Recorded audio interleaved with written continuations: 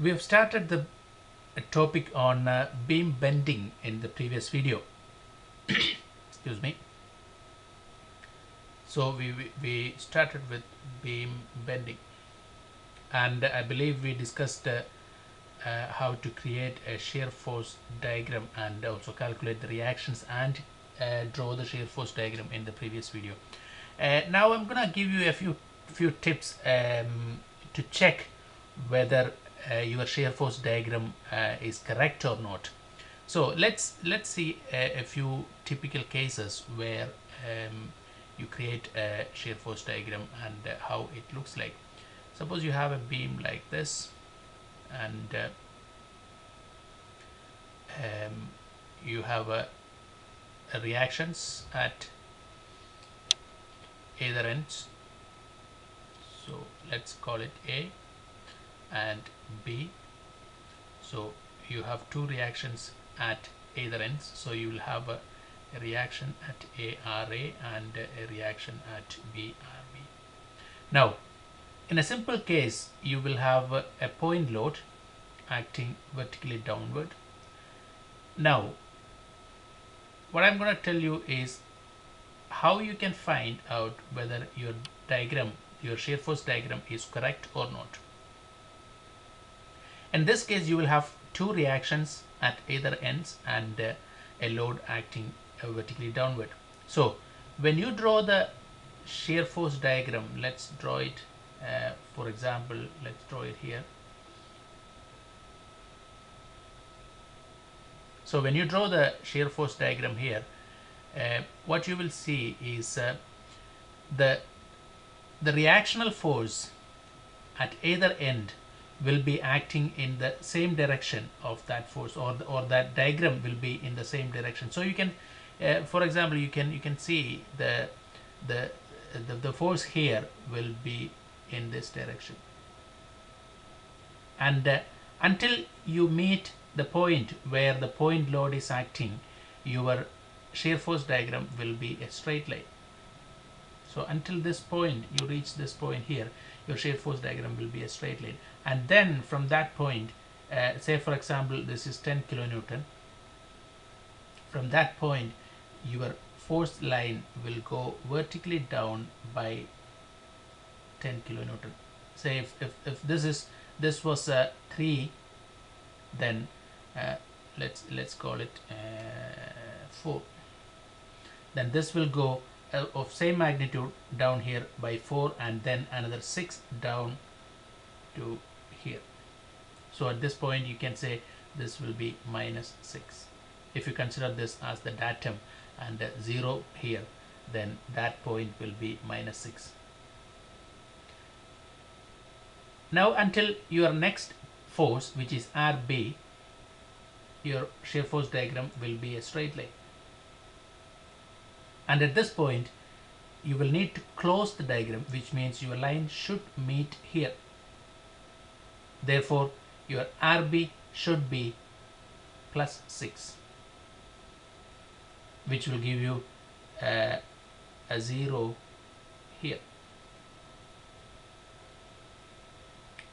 So RA is equal to 4 and RB is equal to 6.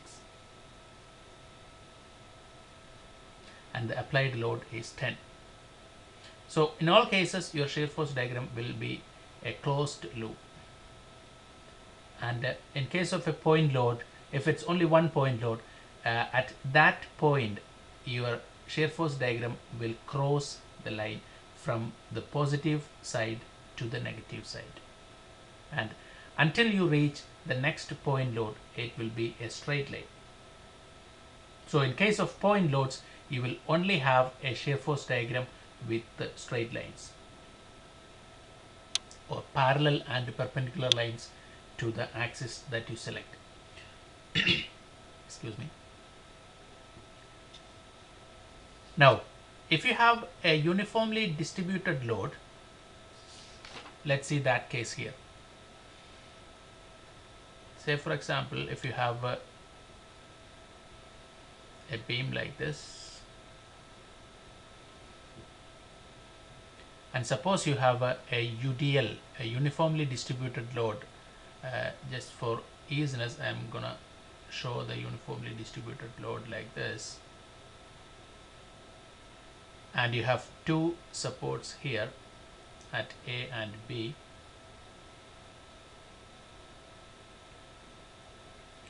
Let's say this is a 10 kilonewton per meter, and let's say the total length of the beam is 10 meter. So you can say the total load will be 100 kilonewton, because 10 kilonewton per meter over 10 meter. So the total load is 100 kilonewton. Excuse me. Now, the shape of the shear force diagram will be, I'll show you the general shape of it, and then you can you will need to calculate the reactions to make sure what you drawn is correct. But I'll just show you the shape, the general shape of the shear force diagram in a case where you have a uniformly distributed load. As in the previous case, you will have a reaction at A and B. So let's say you have a reaction at A,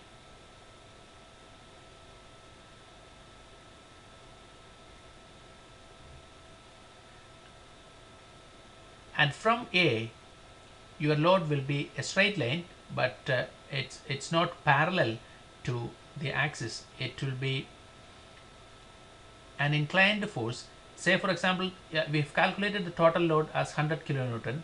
So if the reaction at A is, say it's 50, let's call the reaction at A is 50. So this is 50 kilonewton, and then you will have an inclined line which is not parallel to the plane, and that will go to minus 50 on the other side. Why it is minus 50? Because the total load is 100 kilonewton. We have calculated that already, and you have a 50 kilonewton reaction at A. Therefore reaction at B will be 50 kilonewton. So if this is plus 50, then it should go to minus 50, so that when you complete your shear force diagram, you will be back to 0. So that closes your loop. So from this you can confirm that your reaction at B is 50. It should be, because the total load is 100 and Ra is 50, and therefore Rb will be 50. Now this is a case of symmetry, and you can see this point will be 5 meter from either side. Because the total load is 10, it is 10 kilonewton per meter. So it's a case of symmetry. So the point of sign change will be 5 meter, or the center of that beam. Here again your shear force diagram will be a closed loop. It is just that the half of the total force will be on the positive side, and half of the total force will be on the negative side of the shear force diagram, if you consider this as the datum. Now there will be another case where you will have a uniformly varying load. Excuse me. Which means instead of having a straight line, you will have an inclined or a curve. It will not be a straight line, but you will have a curve in place of a straight line. We will see that in next video, after doing a few more explanation on uniformly distributed load.